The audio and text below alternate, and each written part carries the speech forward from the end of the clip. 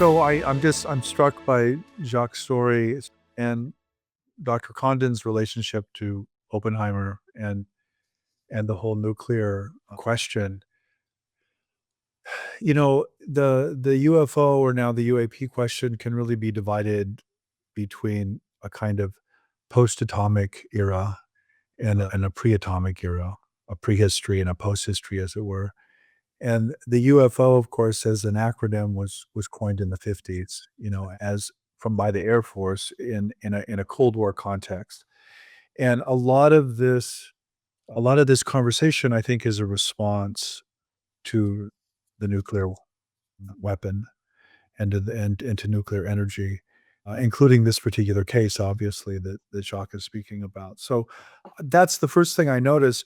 The the thing that strikes me about the UFO or the UAP phenomenon in general is its effects on human beings, and in particular, their religious experiences or their paranormal or their impossible experiences in response to these craft or these objects or these presences.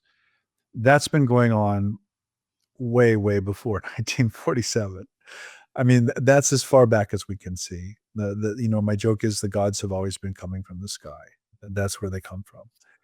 And I want to recognize that we're in a different situation. There's a different kind of urgency. There's a different kind of political context today. But the issues of ontological shock and even disclosure. Disclosure is a perfect translation of the Greek apocalypse, by the way, which essentially literally means disclosure. So, I mean, we've been talking about this, our ancestors have been talking and experiencing this for literally millennia. And, so my response always as a historian of religions when it comes to things like disclosure, which is a lot of the Reddit questions, is one of historical caution.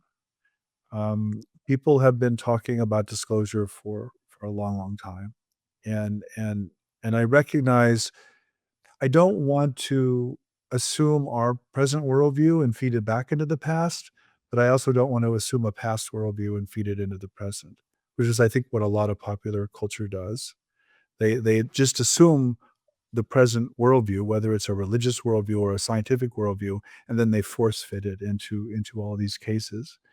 And my inclination is always to let the cases stand, and let's listen to the cases, and let's alter our worldview according to the cases. Let's not force fit or reduce the cases into our worldview. I suppose that's the more general comment I want to make.